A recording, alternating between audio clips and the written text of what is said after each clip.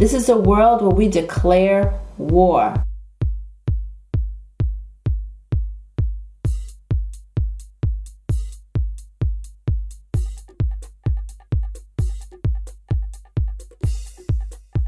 How to respond to a world when people are telling you no.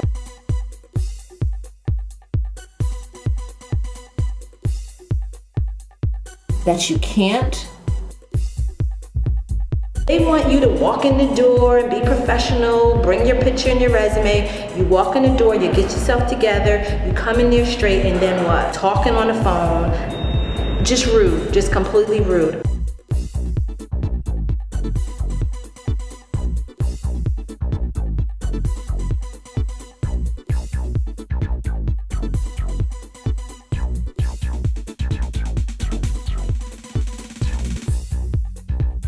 I think hiccups come so that they teach us lessons, and sometimes we have to roll with it and see where it lands us, and luckily this is landing me still in a good place.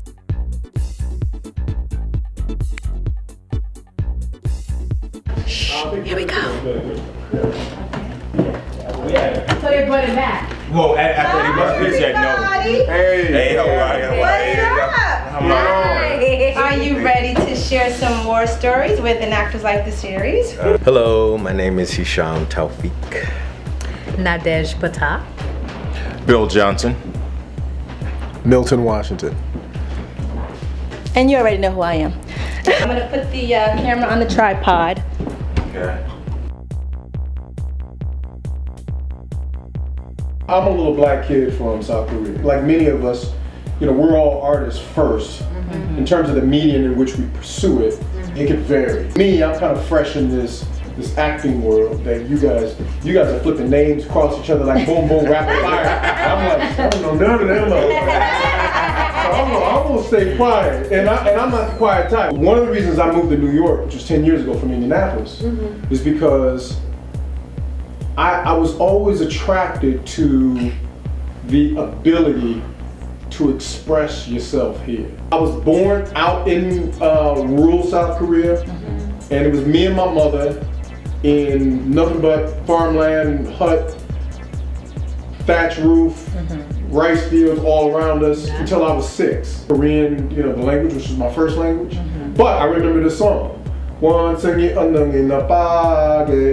which means the monkey's butt is red, which is a song that the little kids used to sing to me because I was the only thing that was different in that village. And then me and my mother moved to a town called Ptah, which is now part of Seoul, that had a big military base.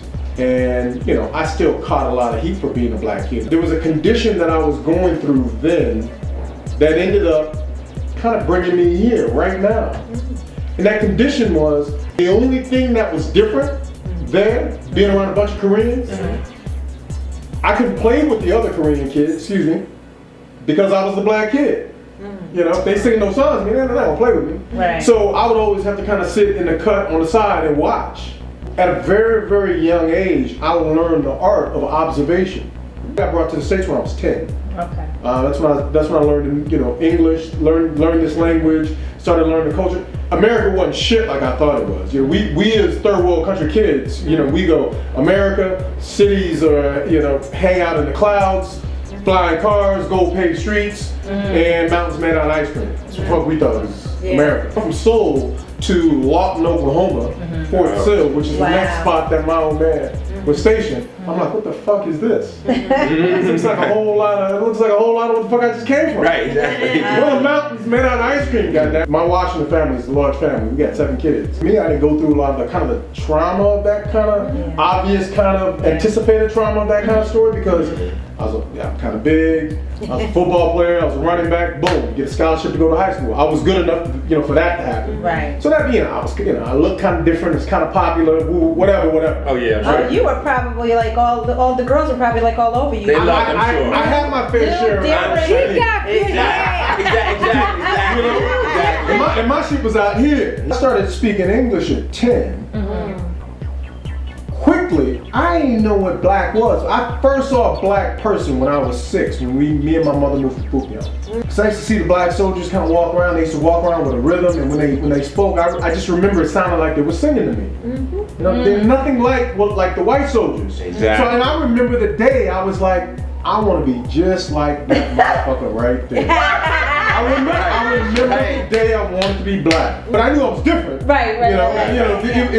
It took my mind later on, and to understand what my connection was. But there was an inherent sense of connection from the very beginning. Yeah. My father made a little bit of dough, so we went around the black neighborhoods in Indianapolis. We're on the east side, some black folks there, but it was mostly white. But all my peoples were black.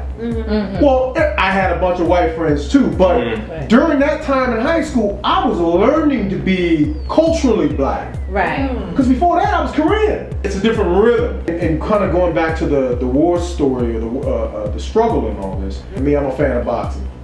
Every boxer got a plan until they get knocked the fuck out. So for me to go, all right, I finally kind of gathered kind of the, little swag and courage to go, all right, I'm gonna go do the acting. I'm gonna do it, I'm gonna pursue it. I know that my battle is gonna be emotional. Because as soon as I go up there and stumble a couple times and a couple of people laugh at the times they ain't supposed to laugh, that's gonna affect the emotional me. And then the question becomes, all right, is this something that I'm gonna stick with? Is this something I'm gonna work harder at? And this is something that I'm determined to do. You know what I mean? So for me, my struggle is very, very much inner. It takes tremendous courage to say, I did my best, and this is okay. Right. And to be real about it. Some really good stories that you guys shared with our audience. Thank you so much. It's always a pleasure to have these beautiful faces on the show. Thank you. And we need to see these faces in all the shows. Definitely. Support these faces. It's a tough journey, but we keep getting up and we keep fighting no matter what. So you can throw at us whatever you want. We're too small, we're too big, we're too dark, we're too light, we're not cute, we're too ugly, your hair is kinky, your hair is too straight. We don't care. If you haven't gotten that from the stories, we don't care. We just don't, because we love what we do. And we're gonna keep doing it. We're gonna keep doing it. We hope that you love us at the end of the day.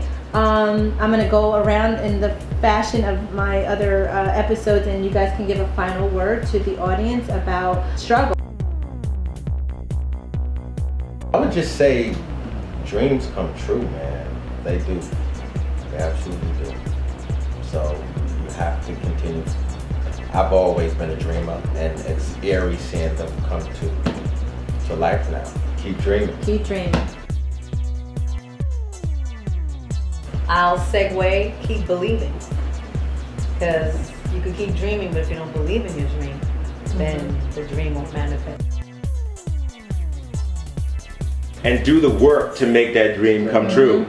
If you want to be a dancer or an actor, whatever, study so you know what you're talking about when you go in that audition. Put the money aside so you can get those headshots, have those tapes done. You got to prepare yourself. It's not just going to happen just because you dream it. Right. You got to do the work, and you can't wait for anybody else to do the work for you. To me, the overarching thing has to be, stay open. Stay open in terms of, surrounding yourself with people that you respect. Stay open to new ideas, new technique that's going to enhance your craft. Stay open in terms of, you got 4 completely different perspectives here, and we're all still in the game. We're still at it. So to me, that measures success to me. So we're still able to fight the next day. Whatever's gonna make me feel good, whatever's gonna make me do better, whatever thing, I try to stay open to suck all that in. I was just having a conversation about being open to everything. Quick war story before I leave. I was probably 5 years old when the egg donor, yes, that's what I called her, the egg donor. That's a whole nother show. My dad knew someone at Alvin Ailey, and I was going to be able to go study at Alvin Ailey. And, she was a messed up person, so she told me that I couldn't dance. And so I couldn't go, and I was devastated. I knew that I wanted to learn dancing, and if I had to learn it and she wasn't going to let me learn it, I'd learn it myself. So the lesson would be, yes, perseverance. Don't let anybody stop you from doing whatever you want to do, because when you have all the negativity and all the, you can't do it in your ear, can is not an option. That's all I'm going to say. And that's just like the series. We'll see you next time. I dare you to declare war on your passion and your dreams by any means necessary. And so what if you have to work at McDonald's, or you have to work to feed your family or to pay the bills? Who cares? Because as long as the other hours that you spend are spent on your passion and spent on your family and spent on the things that you love, hey, nothing else matters. Be inspired. I've had pivotal moments to where I was frustrated, I've cried. But could not consider me seriously for the role of Cinderella's prince because they didn't know how the audience would take to Cinderella having a black prince. I was one of those people who figured out that I was an artist long before I figured it out, long before I was willing to own it. I was raised an extremely religious household. So I get there and I couldn't do it. I just had a meltdown. I was a regular little black boy in Baltimore. Big glasses, big head, big lips, big feet. Everything in the middle was skinny. The only profession that exists is either you're a doctor, engineer, or a lawyer.